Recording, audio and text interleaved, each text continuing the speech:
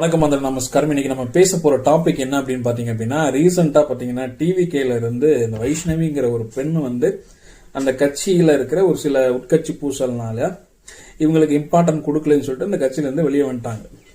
So வந்ததுக்கு அப்புறமா அந்த பெண்ணை வந்து பாத்தீங்க அப்படின்னா இந்த டிவிகே, அதாவது இந்த விஜய் ரசிகர்கள்ங்கிற இந்த அணில் குஞ்சுகள்லாம் என்ன பண்றானுங்க, அந்த பிள்ளைய வந்து பயங்கரமா அவதூறு கிரியேட் பண்ணி மீம்ஸ் எல்லாம் கிரியேட் பண்ணி அந்த பிள்ளைய வந்து டம்மி பண்ணணும் அப்படின்னு சொல்லிட்டு இல்லாத வேலையெல்லாம் பார்த்தாங்க.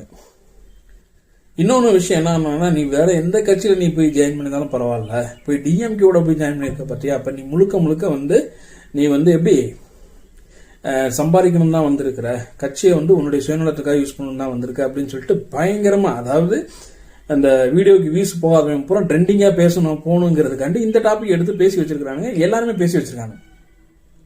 எவனுமே வந்து இந்த பொண்ணுக்கு சப்போர்ட் பண்ணி வீடியோவை போடல. ஃபர்ஸ்ட் நான் அந்த பொண்ணுக்கு சப்போர்ட் பண்ணி வீடியோ போடுறேன். லூசு பிள்ளைகளா, அந்த பொண்ணுக்கு இந்த கட்சியில நடக்கிற உட்கட்சி பூசல் பிடிக்கல, அதுக்குரிய அந்த இது கிடைக்கல, மரியாதை கிடைக்கல இந்த கட்சியில. ஏன்னா அந்த பகுதியில் அந்த பெண் இருக்கின்ற அந்த பகுதியிலே நடக்கின்ற ஒரு கட்சி ஒரு மீட்டிங் கூட இந்த பொண்ணுக்கு வந்து இன்விடேஷன் வரல. ஆனா முழுக்க பாத்தீங்கன்னா பயங்கர ஆக்டிவா இருந்தது, சோசியல் மீடியால இருந்து பயங்கர ஆக்டிவா இருந்தது.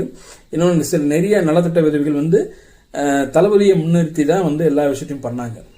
அப்படிப்பட்டவங்களை நீங்க அசால்ட்டா வந்துட்டு ஒரு இம்பார்ட்டன்ட் கொடுக்காம இருந்துகிட்டு கடைசியில் அந்த பெண் பிடிக்கலன்னு போனவனே அந்த பிள்ளை எவ்வளவு தூரம் கழுவி ஊத்துறீங்களடா, உங்க கூட எல்லாம் அக்கா தங்கச்சி பிறக்கலையா நான் கேட்கிறேன். சரி, இன்னொரு கேள்வி நான் கேட்கிறேன், இதுக்கு பதில் சொல்லுங்கடா பாப்பா.